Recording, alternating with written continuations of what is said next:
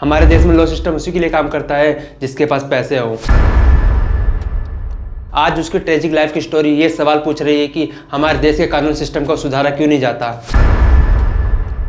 या फिर हमारे प्रधानमंत्री नरेंद्र मोदी ही क्यों ना हो। इन सबको इस केस के एक एक चीज के बारे में पता होना चाहिए।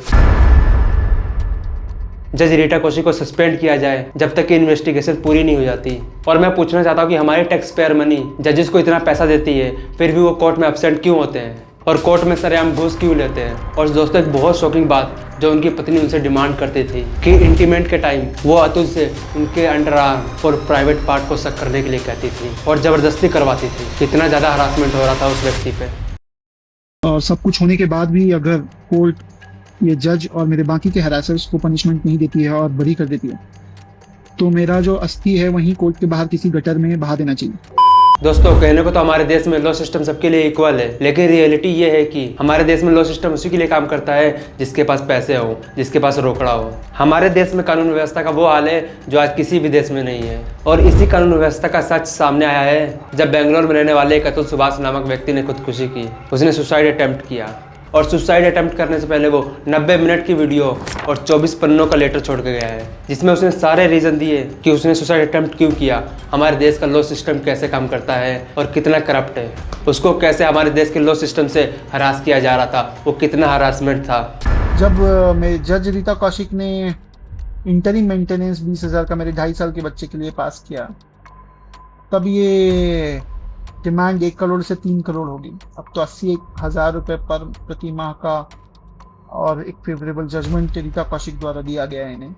आज उसकी ट्रेजिक लाइफ की स्टोरी ये सवाल पूछ रही है कि हमारे देश के कानून सिस्टम को सुधारा क्यों नहीं जाता, जिसकी वजह से आज भी लोगों की जान जा रही है। आज भी लोग सुसाइड अटेम्प्ट कर रहे हैं। साल 2022 में 4,200 से ज़्यादा मर्दों ने रिलेशनशिप में स्ट्रेस और डिप्रेशन के कारण सुसाइड अटेम्प्ट किया है। और ये एक सच है, हमारे देश का सिस्टम ही कुछ ऐसा है कि हमारे देश में इस सच से किसी को फर्क नहीं पड़ता, क्योंकि हमारे देश का लॉ सिस्टम सिर्फ वीमेन के लिए है एज कम्पेयर टू मैन। सारे कानून, सारे लॉ सिर्फ वीमेन के लिए बनाए जाते हैं। फॉर एग्जाम्पल, शादी से पहले अगर एक कपल दोनों अपनी मर्जी से इंटीमेट होते हैं और फिर बाद में अगर लड़का शादी के लिए मना कर देता है तो लड़की उस लड़के पे केस कर सकती है। बट यहीं अगर इसका उल्टा कर लिया जाए तो उस लड़के की कोई नहीं सुनेगा। This is the reality of India, Indian law.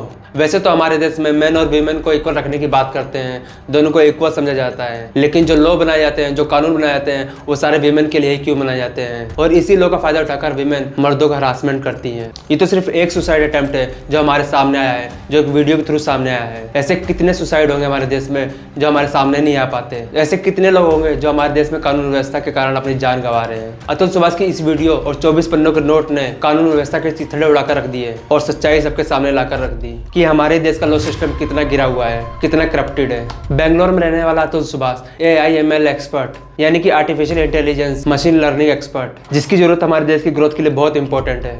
और उसको खोना ये बहुत अच्छी बात नहीं है, और ऐसे खोना तो बिल्कुल भी गवारा नहीं है। और जिसकी वजह है उसका टॉक्सिक रिलेशनशिप और हमारे देश का लॉ सिस्टम, जिसने उसका बार बार 3 साल से हरासमेंट किया। और ऐसे लॉ सिस्टम से कोई भी हरास हो जाएगा, क्योंकि 2.5 से 3 साल में 120 कोर्ट की तारीख, साल में 40 बार कोर्ट की डेट को अटेंड करना और बार बार बेंगलोर से जौनपुर तक का सफर करना और वापस जाना, इतना सब कुछ वो कैसे अटेंड करता। और जो लोग कॉर्पोरेट में काम करते हैं उनको अच्छे से पता है कि कॉर्पोरेट में एक छुट्टी लेना कितना मुश्किल है। और एक शॉकिंग बात यह है कि जो अतुल ने अपने नोट में बताया कि जब भी वो कोर्ट में जाता था आधे से ज्यादा बार वहां पे कुछ होता ही नहीं था, क्योंकि हमेशा कोई ना कोई वहां एब्सेंट होता था। कभी जज एब्सेंट होता था, कभी लॉयर, तो कभी लड़की, तो कभी लड़की की माँ एब्सेंट होती थी, जिसकी वजह से इन सब चीज में उनका टाइम और उनका ट्रेवल कॉस्ट जो वो बेंगलोर से जौनपुर और जौनपुर से बेंगलोर जाने में लगाते थे, सब कुछ वेस्ट हो रहा था। इतना हरासमेंट उनको झेलना पड़ता था। लेकिन दोस्तों, ये तो हरासमेंट का सिर्फ एक चैप्टर है। इनके हरासमेंट के और भी चैप्टर बताऊंगा मैं आपको कि इनको इनकी फैमिली और कोर्ट के द्वारा कितनी बुरी तरह से हरास किया जा रहा था। और सिर्फ अतुल को नहीं,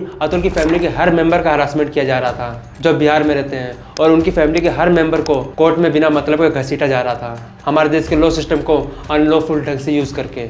इसमें उनकी फैमिली की क्या गलती है।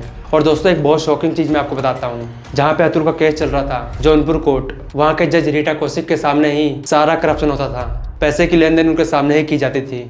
और अतुल ने नोट में बताया कि वहाँ पे जो असिस्टेंट है, जो वहाँ क्लर्क है, जिनका नाम पेशकर बताया गया, वो किसी से भी जिनको अपना काम करवाना होता था 1,550-100 रुपये लेना आम बात थी, वो भी एक कोर्ट के जज रीटा कौशिक के सामने।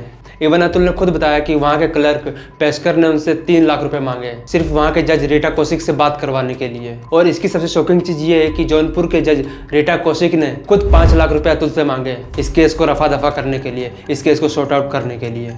और जब उन्होंने पैसा देने के लिए मना किया तो उन पे एक के बाद एक झूठे केस लगाए गए। टोटल 9 झूठे केस उन पे लगाए गए।